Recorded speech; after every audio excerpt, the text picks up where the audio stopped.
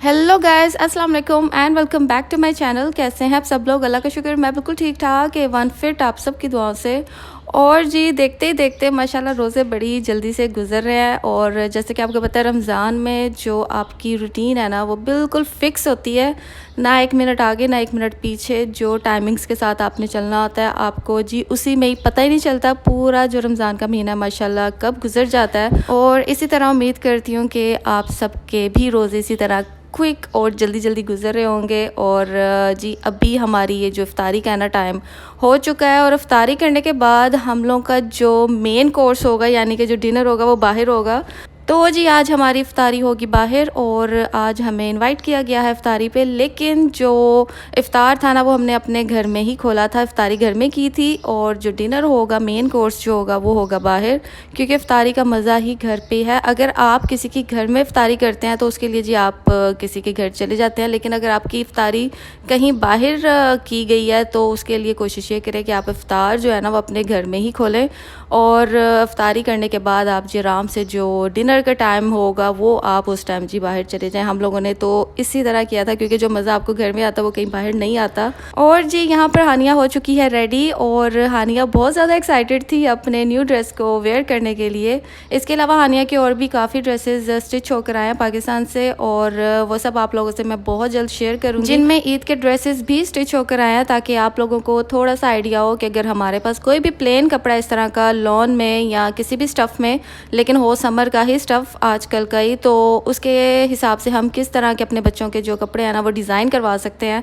और काफ़ी आजकल लेसेस डिफरेंट टाइप्स की पाकिस्तान में चल रही हैं, जिसमें शीशे वाली जो लेस है ना वो बहुत ज़्यादा इन है। तो आप उसके साथ जी अपने बच्चों को किस तरह स्टाइल अपने बच्चों के जो कपड़ों का वो बना कर, तो ईद के लिए उनके जो कपड़े हैं जो ड्रेसेस हैं वो आप रेडी करवा सकते हैं। और जी हम यहाँ पर हो चुके हैं रेडी, बस अभी हम थोड़ी देर में यहाँ से निकल जाएंगे। और डिनर हमारा कहाँ पर है? डिनर हमारा जी हमारी फेवरेट जगह पर ही है, जो मैं आपसे अपने पिछले व्लॉग्स में ऑलरेडी शेयर कर चुकी हूँ।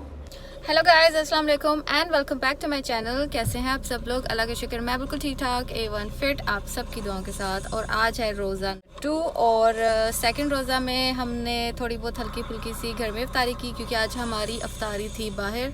लेकिन हम लोगों ने बाहर इफ्तारी की नहीं की, इफ्तारी घर में है, लेकिन जो दावत है वो भी हम जाकर जी अपनी इफ्तारी की दावत है वो हम उसके लिए जा रहे हैं। और जी बस अभी हम थोड़ी देर में निकलने लगे हैं। मैं काफ़ी लेट हो रही थी, इस वजह से मैंने कोई भी नहीं वीडियो शूट की। तो बस अभी हम निकलते हैं, मैं आप लोगों से जी मिलती हूँ थोड़ी सी देर में।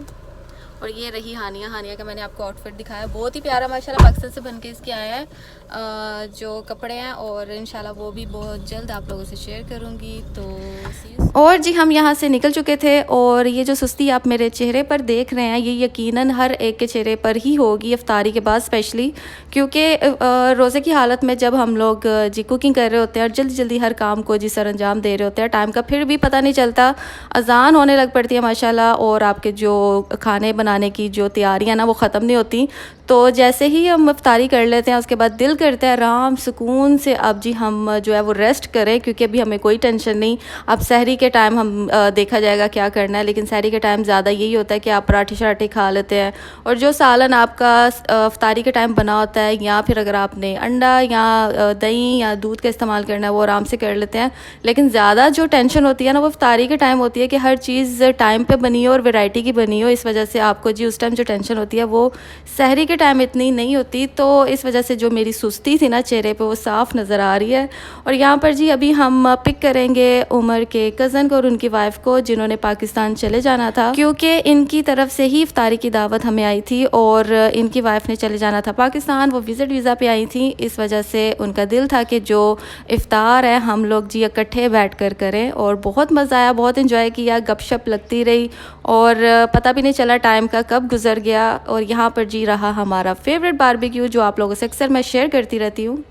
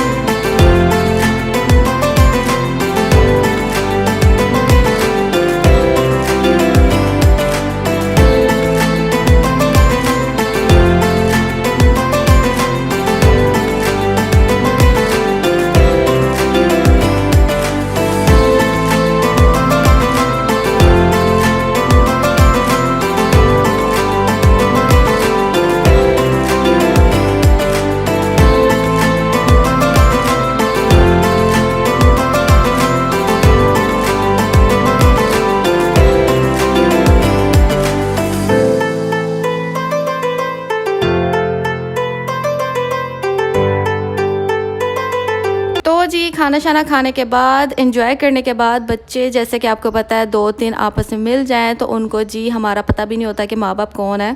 तो उन्होंने बहुत ज़्यादा एंजॉय किया और ज़्यादा रश भी नहीं था क्योंकि वीक डेज़ थे। वीक डेज़ में ज़्यादा रश नहीं होता और शायद वैसे भी हम इफ्तारी के बाद गए थे, इस वजह से भी रश नहीं था। अगर आप इफ्तारी पे जाएंगे तो शायद आपको जो जगह है ना वहाँ पर शायद ही मिले, लेकिन उसके लिए अगर आप पहले से ही बुक करवा लें तो वो ज़्यादा बेहतर है। तो जी उसके बाद खाना खाने के बाद हम लोग आ गए थे जी एस्पायर पार्क में। काफ़ी बड़ी पार्क है लेकिन ज़्यादा देर हम यहाँ पर रुके नहीं क्योंकि आगे हो रहा था टाइम सहरी का, और सहरी भी बनाते करते आपको पता है टाइम लग जाता है। तो जी अभी हमारी हो रही है वापसी घर की तरफ और एंड पे हो जाती है जी 1 अदद चाय का कप। इसी के साथ जी करती हूँ अपने व्लॉग का यहीं पर एंड। आई होप आपने मेरी आज की वीडियो पसंद की होगी। वीडियो पसंद आए तो इसे लाइक, शेयर और सब्सक्राइब करना ना भूलिएगा। इंशाल्लाह बहुत जल्द मिलूंगी अपनी आने वाली न्यू वीडियो के साथ।